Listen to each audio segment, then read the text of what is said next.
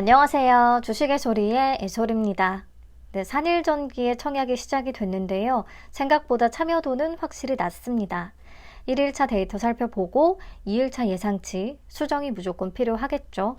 자, 1일차에 미래에셋에는 175만 5,301건이 참여했고요. 삼성에는 32,160건이 참여했습니다. 그래서 총 200만 7,461건이 들어왔습니다. 균등 배정에서 미래에셋이 훨씬 유리한데요. 내일도 아마 미래가 훨씬 유리하지 않을까 싶기는 해요. 자, 증거금은 총 5,565억 원 정도가 들어왔고요. 비례 역시 미래에셋이 1일차는 유리하긴 했습니다. 근데 내일이 되면 삼성증권은 한도가 워낙에 낮기 때문에 증거금이 많이 유입이 될 수는 없어서요. 비례 경쟁률에서는 삼성이 더 유리해질 확률이 높긴 합니다. 자, 그러면 최근 대여들과 비교해서 봤을 때 1일차 청약 건수와 증거금 모두 시프트업에도 못 미치는 수준입니다. 왜 이렇게 참여도가 낮은 것이냐? 좀 여러 가지 이유들이 복합적으로 작용을 하겠지만 우선은 생각보다 미래에셋과 삼성은 계좌가 많지 않습니다. 여기에 최근 분위기가 조금 침체되다 보니까 신규 개설하고 유입되는 그런 청약자는 거의 없는 느낌을 받고 있어요. 그리고 재룡전기가 오늘 6%대 급락을 했기 때문에 그런 영향도 있겠고요. 또 산일전기 또한 공모가가 상단을 초과했다는 것에 부담을 느끼는 투자자도 좀 많은 듯 합니다.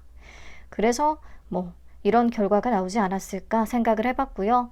그러면 1일차 데이터를 토대로 해서 2일차 예상을 다시 해보겠습니다. 청약 건수부터 살펴볼게요. 시프트업은 1일차 대비해서 2일차에 2.77배 정도가 증가했고 LCD 현대마리는 2.67배가 증가했네요. 자, 산일전기는 1일차에 좀 덜 잡혔기 때문에 2일차에 한 2.8배 정도가 증가한다고 잡고요. 저는 총 58만 건 가량을 예상했습니다.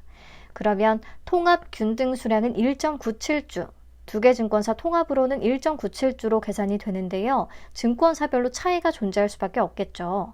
대충 제가 미래에셋에는 50만 건, 삼성에는 8만 건 정도로 분배를 해본다면 미래는 2.19주, 삼성은 0.57주, 균등해서 생각보다 차이가 꽤 클 수도 있겠습니다.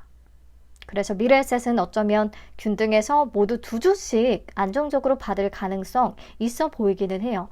내일 다시 확인을 해보도록 하겠습니다.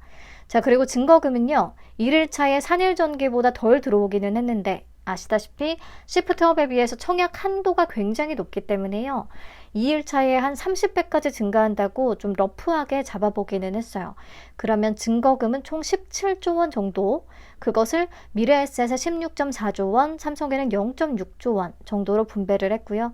그러면 미래는 비례 경쟁률이 856대 1, 삼성은 그보다 조금 낮은 752대 1 정도로 계산이 됐습니다.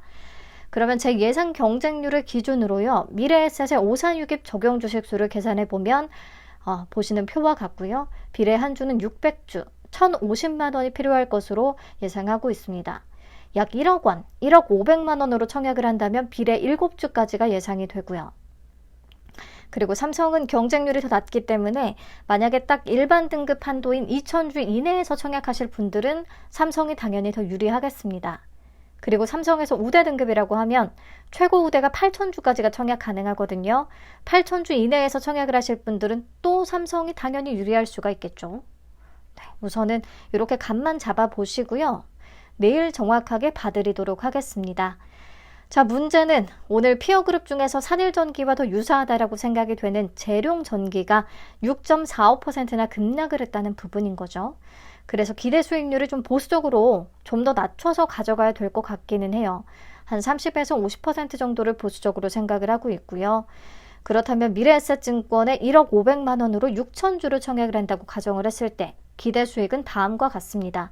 균등은 2주까지도 가능하다고 보고 있고 비례는 7주, 그러면 배정 금액은 31만 5천 원이 되겠고요. 30%밖에 못 간다고 하더라도 기대 수익이 94,500원 정도로 계산이 되기 때문에 4일치 파킹 이자인 31,151원보다는 훨씬 높습니다. 그래서 기대 수익률이 낮아져서 아쉽긴 하지만 생각보다 청약 경쟁률이 낮을 것 같아서 참여도가 굉장히 낮기 때문에 배정 물량을 그만큼 늘릴 수 있어서 상쇄 효과가 나타날 듯하다. 그래서 여전히 저는 적극적으로 청약에 참여할 예정이고요. 대출을 써도 남을 것 같기는 한데 내일 변압기 섹터의 주가 움직임을 추가로 체크하고 최종적으로 판단을 해보시는 게 좋을 것 같습니다. 저는 그럼 내일 11시에 경쟁률 라이브로 찾아오도록 할게요. 항상 시청해 주셔서 감사합니다. 편안한 오후 되시고요. 빗길 조심하시고요. 내일 건강한 모습으로 다시 뵐게요. 안녕.